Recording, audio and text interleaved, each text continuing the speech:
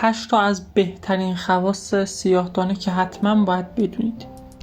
هلو گایز، چطورید بچه‌ها؟ داخل این ویدیو سعی می‌کنیم که با هم به 8 تا از فوق‌العاده‌ترین خواص سیاه‌دانه بپردازیم و این سیاه‌دانه رو با هم بررسی بکنیم.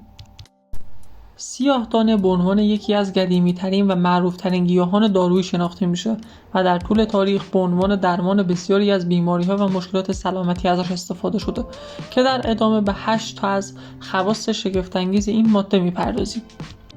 اولین خاصیتی که داره تقویت سیستم ایمنی بدنه. سیاه‌دانه به عنوان یک تقویت کننده سیستم ایمنی بدن شناخته میشه و مصرف مرتب سیاه‌دانه میتونه که به افزایش تولید سلول‌های سفید خون و بهبود عملکرد سیستم ایمنی کمک بکنه.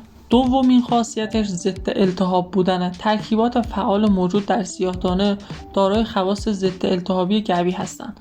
این خاصیت باعث میشه که مصرف سیاه‌دانه در کاهش التهاب‌ها مثل آسم بسیار موثر باشه.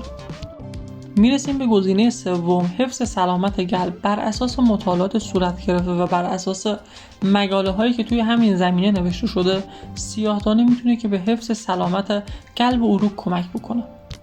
مورد بعدی کاهش علائم آلرژی توی بدن و سیاه‌دانه میتونه که به کاهش علائم آلرژی مثل عطسه توی بدن کمک بکنه. از مهمترین خاصیت‌های سیاه‌دانه محافظت از کبد و سیاه‌دانه میتونه که به بهبود سلامت کبد کمک بکنه. سیاه‌دانه به خاطر ترکیبات ضد اکسیدانی که داره باعث محافظت از کبد میشه و هر آسیبی هم که به کبد وارد بشه میتونه که ازش جلوگیری بکنه. مثلا آسیب‌هایی که مواد مخدر به کبد میتونن که وارد بکنن. ششمین مورد تسریع فرایند بهبود بخشه و خواص ضد باکتریال و ضد قارچ سیاه‌دانه میتونه که در فرایند بهبود بخشی از بیماری‌ها و زخم‌ها خیلی مؤثر واقع بشه و این مورد رو خیلی تسریع ببخشه.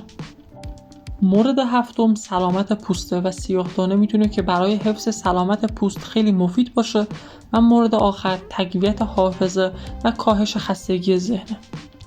و بر اساس مورد هشتم یعنی تقویت حافظه و کاهش خستگی ذهن میتونه که برای دانشجویان و دانش آموزان خیلی موثر باشه و اگر که هر کسی میخواد از نظر ذهنی کمی تقویت باشه و بهتر بتونه که امتحانات خودش رو پاس بکنه میتونه که از این ماده استفاده بکنه.